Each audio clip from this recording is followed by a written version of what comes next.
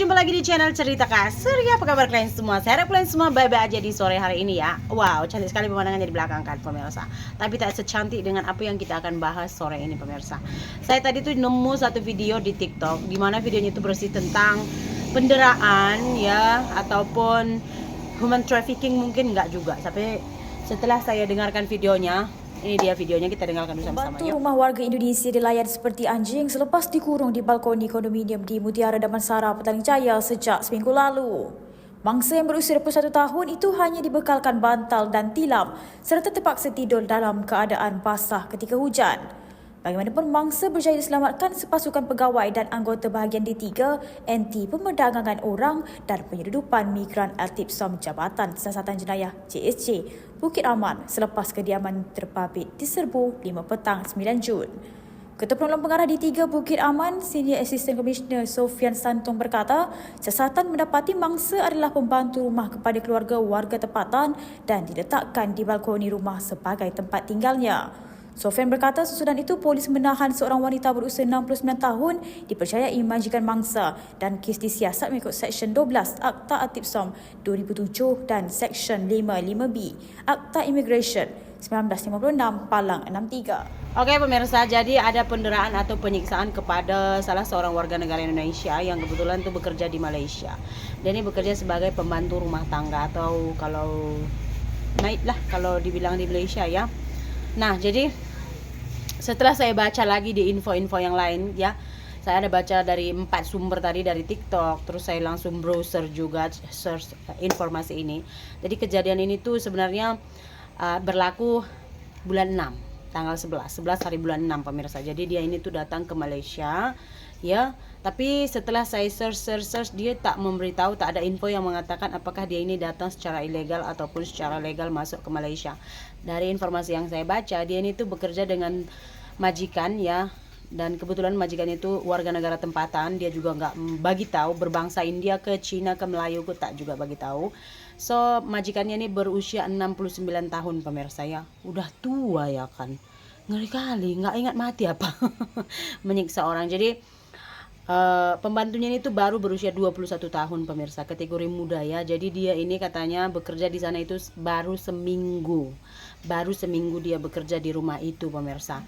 Nah pemirsa, dia ini diberikan kesempatan untuk memasuki rumah itu pukul 5 pagi sampai pukul 11 pagi. Dia akan disuruh masuk ke rumah untuk buat kerja. Setelah selesai kerjanya, dia akan diarahkan atau disuruh lagi untuk naik ke atas balkoni. Balkoni atas. Balkoni itu kayak ada balkoni samping, ada balkoni belakang, teras kalau kita bilang pemirsa, teras depan, teras belakang, ada teras atas kan. Biasa kalau rumah tuh tingkat 2, biasanya di atas ada balkoninya. Jadi dia itu disuruh tidur di balkoni. Jadi kalau misalkan hujan, dia itu kebasahan. Kalau misalkan panas, kepanasan, karena katanya nggak ada dinding untuk melindungi dari sinar matahari ataupun dari hujan gitu pemirsa.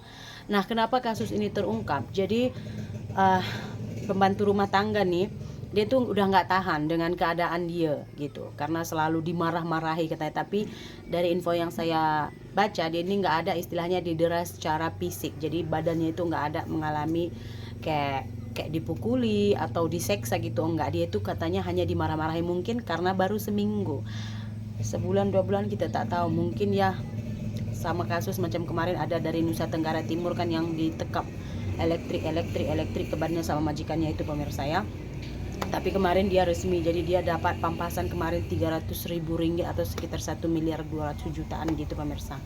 Itu kalau kamu resmi, kamu boleh menuntut, kamu boleh mendapatkan hak kamu gitu.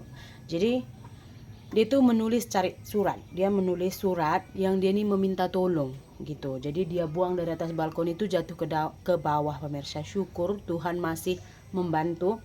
Jadi ada yang menemukan dan membuat laporan kepada polis bagian anti pemerdagangan manusia. Jadi mereka ini membuat serbuan dan mendapati perempuan ini tadi itu masih lagi di atas balkoni pemirsa ya.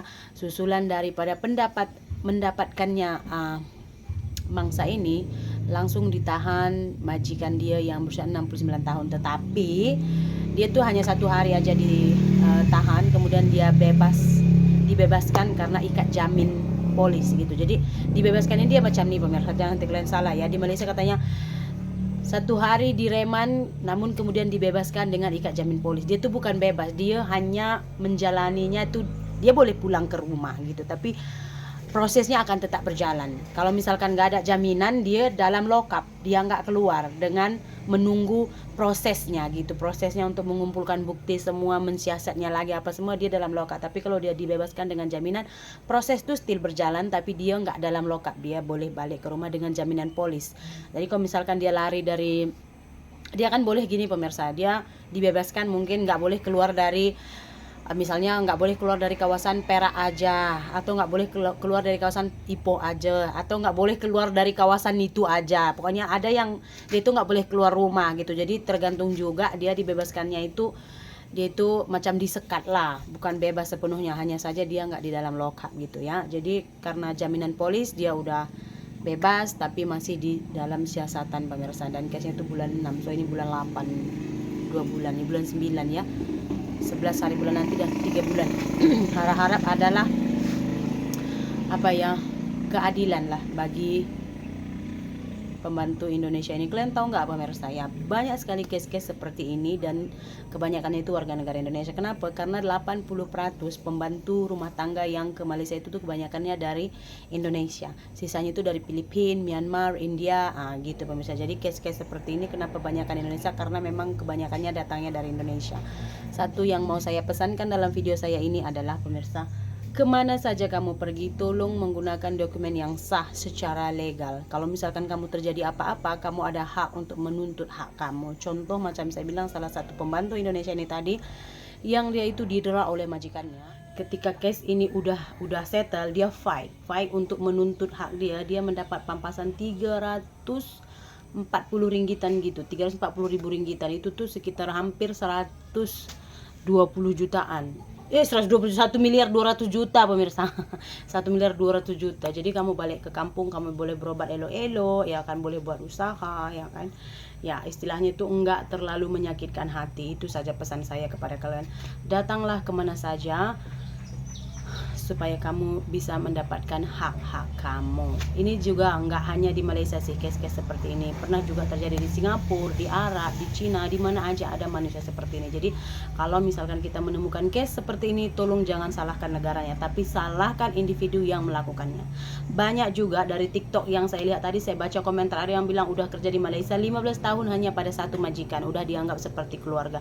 Ada yang bilang alhamdulillah rumahku di kampung ditolong majikanku tanpa dipotong gaji. Ya, ada juga manusia yang memanusiakan manusia, ada juga manusia yang membuat manusia itu lebih hina daripada binatang. So, senantiasa berjaga-jaga dimanapun Anda berada ya. Terima kasih banyak, jumpa lagi di cerita Kak Sri berikutnya. Bye-bye.